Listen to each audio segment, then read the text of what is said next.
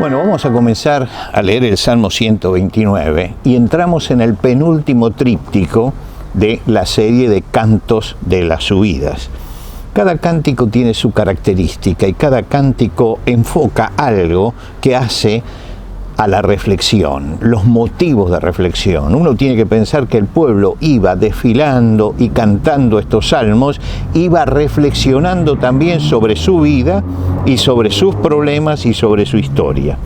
En este cántico, en este salmo justamente, Israel reflexiona sobre su historia, sobre sus sufrimientos, sobre sus fracasos y sobre sus cicatrices.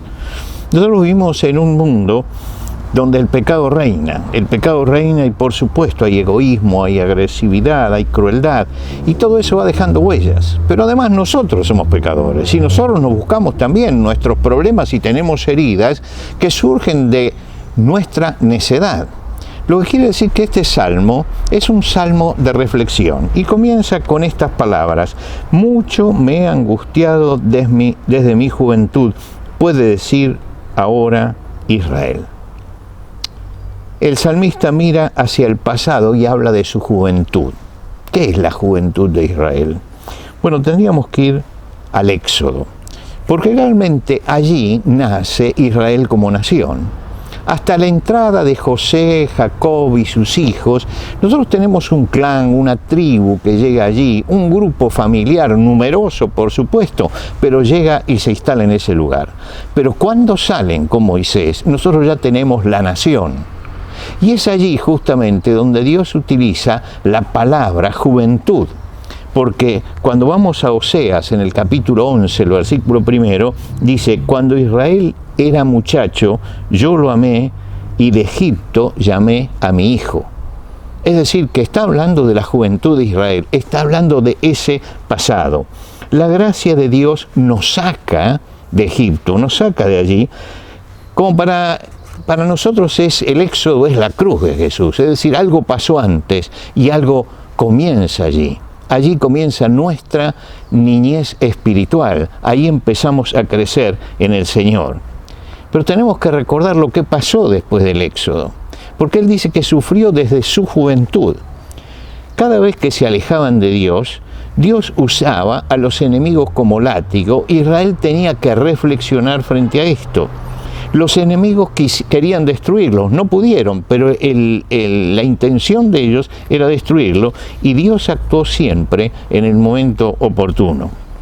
El versículo 2 nos dice: sobre mis espaldas araron los aradores, hicieron largos surcos. Compara a Israel con un hombre que ve las marcas de su vida, y las marcas están en la espalda. Me han herido en la espalda con azotes. Se está usando una frase común en aquel tiempo: me han abierto grandes surcos. Se decía del esclavo cuando era castigado: lo araron en la espalda, es decir, lo araron, lo azotaron, el látigo cayó allí y le fue dejando las marcas.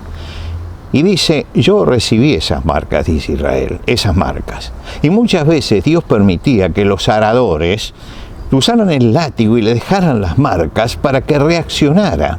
Y cada una de esas marcas representa algo en su historia, representa un alejamiento, y Él no las niega, no las oculta, están allí. Y es bueno siempre reflexionar, no solamente sobre nuestros triunfos, sino reflexionar mucho sobre nuestros fracasos. Reflexionar sobre las marcas que tenemos en nuestra vida, que fueron por nuestra culpa. Israel en ese cántico está reflexionando, y reflexiona que tiene muchas marcas de los aradores sobre sus espaldas. ¿Y por qué las tiene? Porque el Señor al que ama disciplina y azota a todo el que recibe por hijo. Lo dice Hebreos en el capítulo 13, el versículo 6. Dios es un Dios que tiene también su forma de corregirnos y de dejar marcas en nuestra vida. Sin embargo, hay una nota de victoria que aparece tanto en el versículo 2 como en el versículo 4. El versículo 2 dice: mucho me he angustiado de mi juventud, mas no prevalecieron contra mí. Recordemos la historia de Israel. Cada vez que se alejaba de Dios, eran castigados. Y los enemigos venían para destruirlo, pero nunca los enemigos prevalecieron y llegaron a destruir al pueblo hasta el día de hoy. Y el versículo 4 dice, Jehová es justo, cortó las coyundas de los impíos. Cuando el esclavo era azotado, se lo ataba con riendas a un poste. Y mientras que estaba atado en aquel lugar como si fuera un animal, se descargaba sobre las espaldas el látigo haciendo los surcos del que habla este salmo. Los humillaban con los golpes, los dejaban en exhibición delante del pueblo. Era una lección práctica para todos los esclavos ver eso. Y muchas veces los obligaban a ver cómo sus compañeros eran azotados. ¿Para qué? Para que ellos aprendieran a no hacer lo mismo que ese esclavo. Ahora, lo que está diciendo Israel es que Dios lo libró de todas esas cosas. ¿Por qué? Hay un tango, que es el tango Tarde, que tiene una frase interesante que se aplica a este salmo.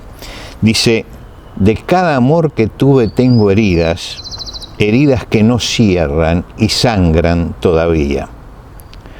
Las heridas que sangran duelen.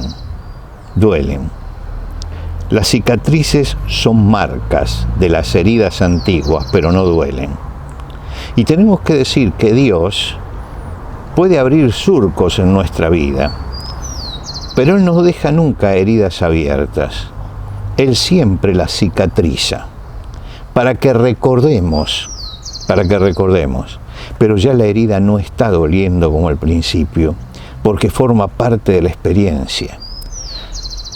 Israel en este cántico analiza sus cicatrices, su historia, y esas cicatrices le están diciendo algo.